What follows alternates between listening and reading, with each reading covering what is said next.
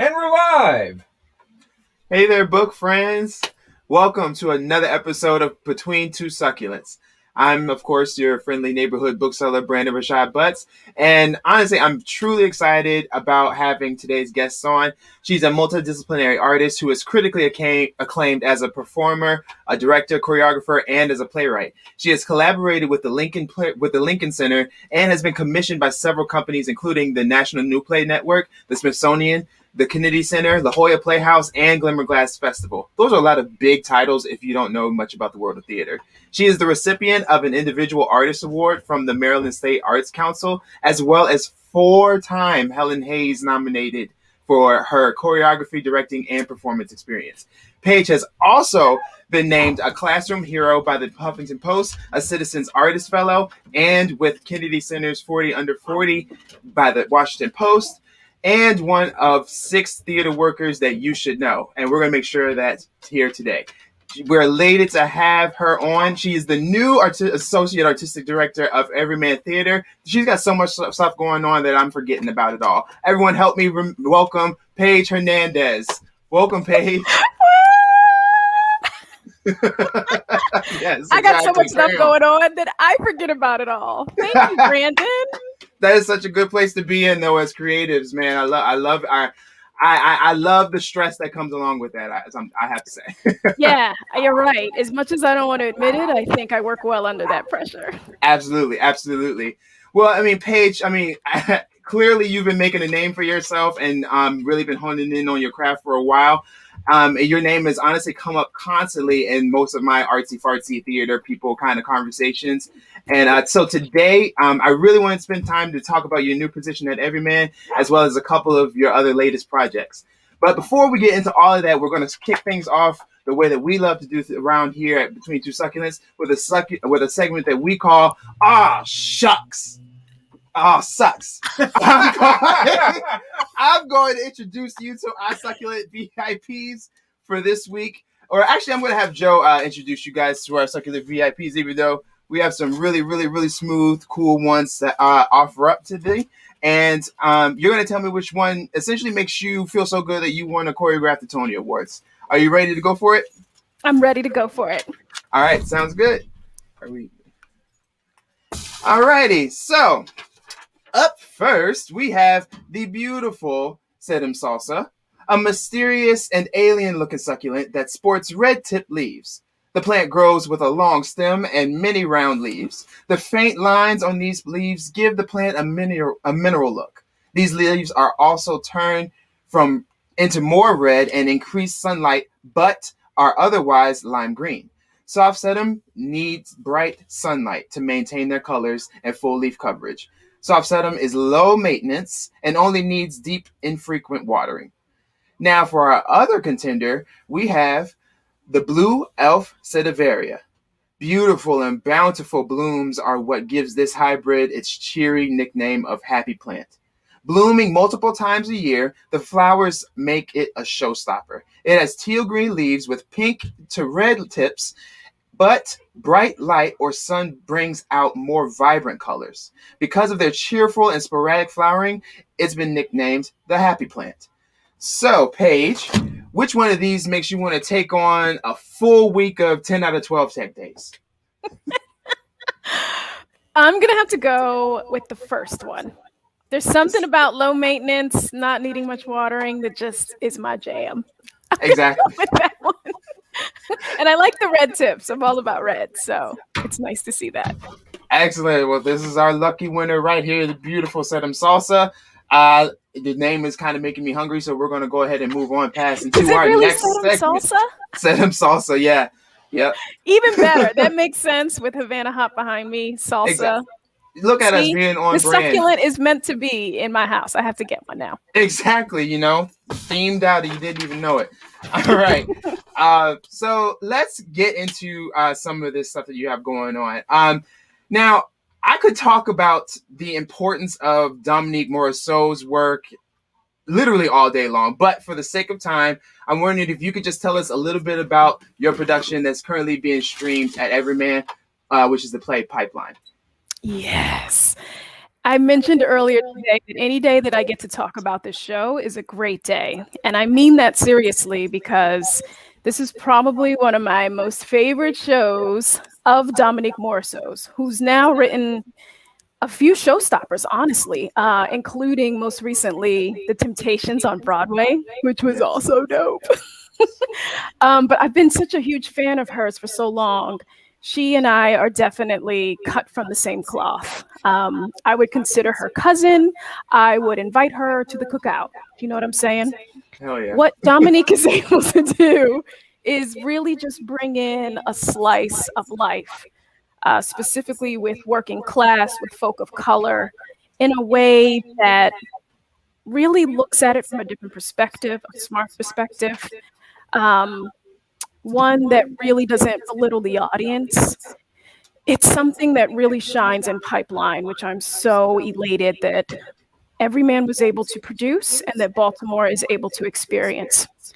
So, more specifically, Pipeline is a nod to the pipeline from education, public schools, to the pipeline of prison, which is something that young men of color experience in an exponential amount more than any other demographic. So, what this play looks at is how do we get there? And how is one choice that's being made all of a sudden completely change the path of any of those given characters, of a family who is well intended and has done all the right things, but still falls into the trap of this pipeline. What I love about this production, mostly because I directed it, is that you'll see some Baltimore centric things. That's in the design of the actual play, where we looked really carefully at bringing in some of Baltimore's public school energy as well as the private schools. There's Baltimore club music, which is huge after the wonderful Netflix documentary Beneath the Dark City. So some of that's in there. And then I am a proud product of Baltimore City Public Schools all the way through. So bringing my own lived experiences was really something that I looked forward to doing in this piece. And so anybody who knows Baltimore, who's been through the system, will be able to identify and relate to those different moments. Another thing I'm super proud of is the music. I talked a little bit about Baltimore Club, but there's also just lovely 90s hip hop and soul and funk and jazz. The design is exceptional, but probably the thing I'm most proud of is this ensemble, the one that everyone can see on their screen. It's just a stellar collective of artists in the area who were able to bring this piece to life in a way that I didn't see as possible. They inject humanity into each of these characters, into their relationships. This was also a big deal, Brandon, because it was our first re-entry back into the theater. Mm-hmm. So we created this play in person for the first time in 15 months together. So this group and this room had to be special. It had to be worth the risk. It has so much meaning for us to be able to, kind of restart our careers in this moment with this show. So anyone who checks it out, anyone who is a huge fan of Everyman or of Charm City books, will really be able to see all of the intentionality that we put into this piece. I'm so excited. Yes, that's so. I mean, truly, you hit on so many things that I just love. I as a creator, aim to, as well as seek out artists who know how to take their community and kind of introduce it to whatever the template is of the play without, of course, damaging the integrity of the play, but actually making it for the community that's being performed in. So I want to say thank you for that, but then also just everything that you touched on, because music is really a big theme in most, if not all, of her work. There's some music has a connecting tie. It's true, especially with her being from Detroit. Motown. Exactly. Yes, absolutely, home of Motown. Yes, I love it. Yeah, so please, folks, go out and see Pipeline. Stream it while you can. It's sure to be an amazing show. We touched a bit on this about just how she stays booked and busy, clearly. But that used to be my new hashtag. Exactly. Yes, alliteration. Booked and busy. We're proud. Bam, right there. But like I said, I often feel I love the feeling of having sort of two trains running, which is like when you have more than one projects, such as our Okay, lovely August Paige Wilson. does. Yeah, right. Oh, I'm good for it. I'm good for it. Um, uh, and when you have two trains running, guys, that means that you pretty much have a couple of projects on hand, such as our lovely guest here today does, that are operating at the same time. So, as we shift a bit, I wanted to talk a little bit about your role and your experience with, I suppose, what would be your latest opening, directing at Roundhouse and their dynamic production of "We're Gonna Die." Can you tell us a little bit about that too? Yes. So We're Gonna Die is written by Korean American playwright Young Jin Lee. It is Okay. currently being streamed at Roundhouse Theatre. Both of these, actually, I just realized this today, and July 11th. So if you're able to, please check out both Pipeline and We're Gonna Die. We're Gonna Die features this rock star, like totally in like a Greek goddess pose, Regina Aquino, Yes, who is a powerhouse is a and goddess. is a goddess. Yes. And I used to always joke, or while we were in the actual process, that this show and Regina are peanut butter and jelly. And what I mean by that is she's perfect in every way. Um, I also have mentioned to her that she is, or was in that moment, my dream canvas to bring the vision for that show to life. We're Gonna Die looks at personal stories from young Jean Lee of adversity, of obstacles, of loss, and of heartbreak, and how she overcomes them all. And there's something about it that is so comforting and uplifting to know that we just went through the, can I curse on this program? I'll say on the Yeah, show fuck yeah. that we went through the shit show of 2020. And I was saying earlier to producer Joe, that really goes back to 2016 for a lot of us. And it's really just a remedy. It's an antidote. It's a perspective. It's a way to really embrace a moment of triumph for all of us. We've all been going through it. It's all been difficult. We are survivors. We're still going through it. But this show, again, will make you smile, will make you dance, will make you sing along. What's unique about this show, because while it is a solo show, it has a live band who is backing, supporting, and being another character within this play. And that's provided by DC, or I say the DMV's own, the Chance Club, who are an established band who are just remarkable musicians and human beings who really take this show to the next level. But what I really want to say is it's also very culturally specific. We really embraced Regina's Filipina heritage. So the set that you saw earlier focuses on bright colors, kalinga tattoos, which is something that a certain tribe and demographic in Filipinos wear who live in the mountains. We also made sure to have those things referenced musically. There's also punk music and go-go music, and I happen to love old school hip hop. There's a Kid and Play reference in there. There's all of those things kind of intersecting to really make sure that everybody has a great time while you're talking about something that may appear to be somber, but that can actually help you to push through. That is truly, I mean, that's real craftsmanship, right? It really highlights like the true dynamics or dimensions of like the human experience, but in a way that makes you want to sit there and laugh and cry and scream and all that stuff, in a way that really keeps you entertained. And just from the sound of the team that you've gathered together, it also sounds like one that really shouldn't be missed. So please make your way, as also folks, to seeing Roundhouse's production of "We're Gonna Die." Now, I wanted to touch base a little bit on because your role of associate artistic director is still relatively fresh for you. So how's it been going? It's been great. I was just mentioning earlier that I have learned a ton while being in this position, which for me, I've always been a huge sponge. So anytime I can kind of soak up wisdom and knowledge in terms of producing, creating, budgeting, mindfulness practices, best practices, all of those things. In this very kind of intensified moment of not having theater for a year, I'm grateful because there's a ton of lessons to be learned. And for that, I have an immense amount of gratitude. what's been interesting is I've had a relationship with Everyman Theatre since the 90s, since I was a student at Baltimore School for the Arts, where I went to Everyman Theatre for their high school theater matinee. So a lot of my first introduction to theater has been through this theater.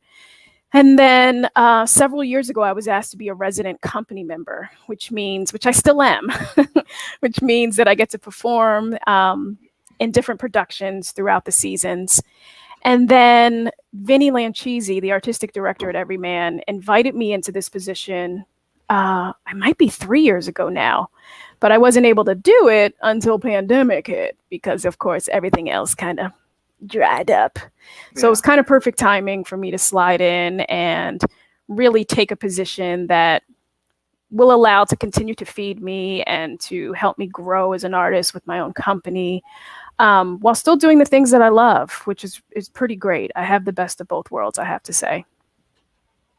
That's awesome. And that's a blessing to be able to kick that off essentially in the midst of a time of such uncertainty for our industry, when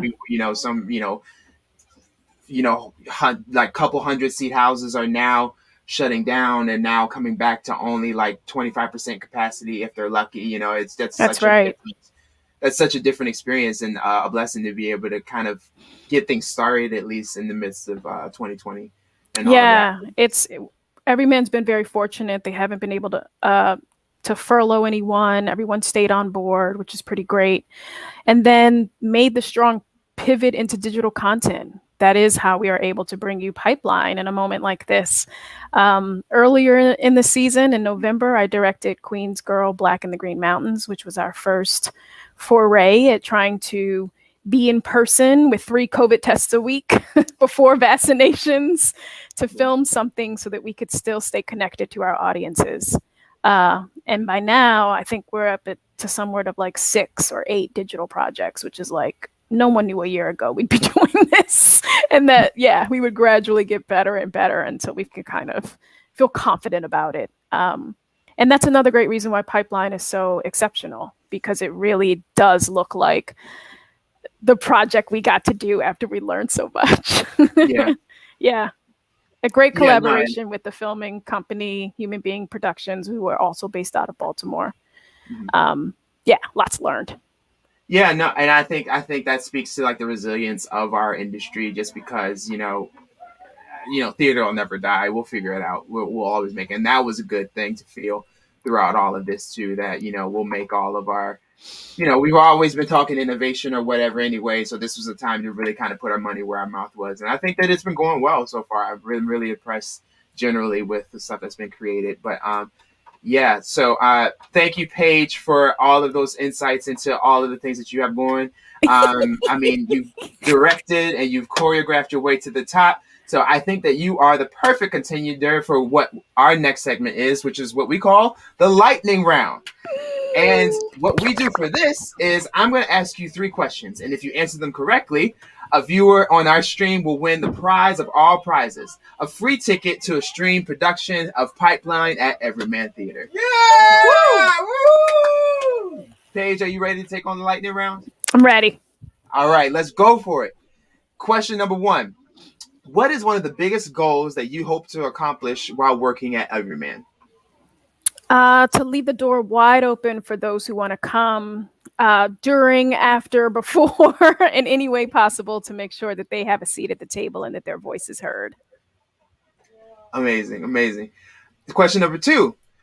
What kind of work do you do with your touring production company, BFLY Entertainment? BFLY Entertainment specializes in multigenerational and multicultural hip-hop experiences.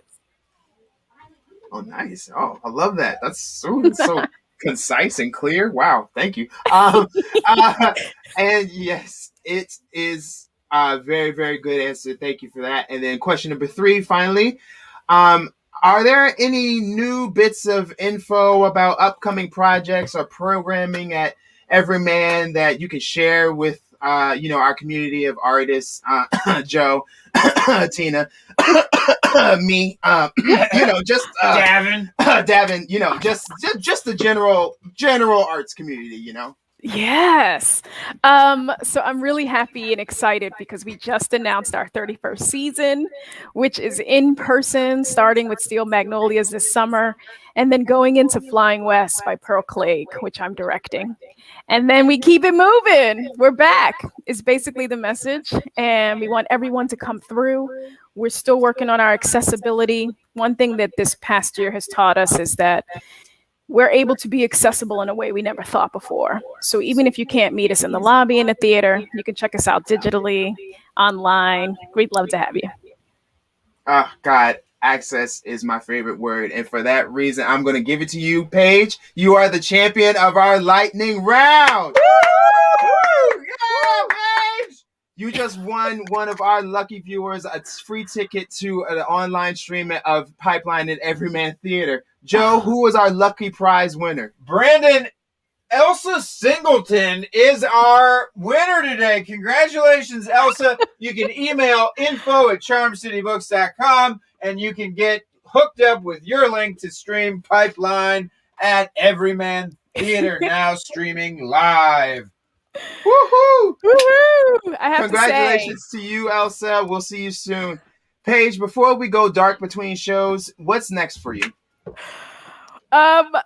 What's next for me? First of all, I have to give a shout out to Elsa, who is my aunt. Woo!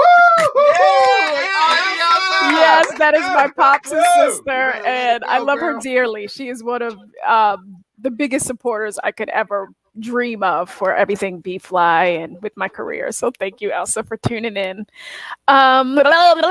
Next for me is I'm on my way to Providence, Rhode Island to get back on the BFLY train. Speaking of two trains running, where I will be filming updated versions of both Paige in Full and Havana Hop, two of my solo shows that get requested the most, just kind of updating them for this digital moment in time. I'm super excited about it. I haven't performed either of these shows in more than a year, so super stoked.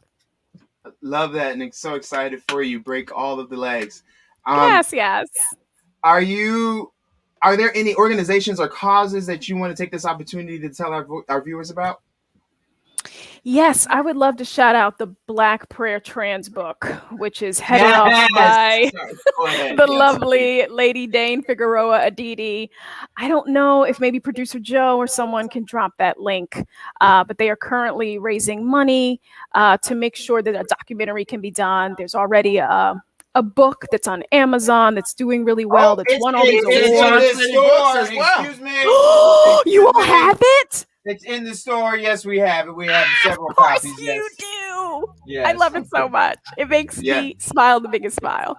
There are no more copies of, just so everyone knows, there are actually no more copies available on Amazon. None of the books, they have no more books sections at all. But we have everything that you can need right here at Charm City Books, just so everybody knows Perfect. Oh my gosh, with the quickness. I love it so much. With the quickness, absolutely. Yep, and look at Dane. Yes, giving you the gorgeousness, the gorgeous goddessness. And I have to just, shout out Dane because she too is a product of Baltimore. Also went to the Baltimore School for the Arts. We just be out here. We be out here in these streets just trying to slowly move the needle on progress in this world. Absolutely, yes. That's truly somebody else that honestly we're gonna have to get on this show. We've had Lady Dane and Jay Mace on the show. Oh, we've had both. Oh, yeah. Okay. Well, and I actually want to do a virtual concert fundraiser for the book. Well, amazing. Stay tuned, folks. We're gonna have more. Thank you guys so much for braving the wilds of social media to be here with us. Paige Hernandez is a superstar that is shaking things up in the DMV area, and we are so excited that she's found an artistic home right here in Baltimore. Paige, thanks for penciling us into the Creatives Chaotic calendar. We really appreciate your time with us today. I just want to say thank you, Charm City Books. I love you all, what you do, what you represent, who's on board, who the homies are, what you do for the community. It's just all tremendous. I've seen nothing like it. You are the most litty bookstore ever, in the world. And I'd be happy to do anything for you all. I hope that this means that, yes, there's lots of stuff in our future where we continue to intersect. But I love y'all. Thank you for having me. The feeling is so mutual. Thank you again for being here with us. And thank you all out there in the beautiful land of social media and the internet for joining us once again on Between Two Succulents. We'll see you next week. Please stay hydrated, get vaccinated, and pick up a new book right here at Charm City Books. Take care, guys.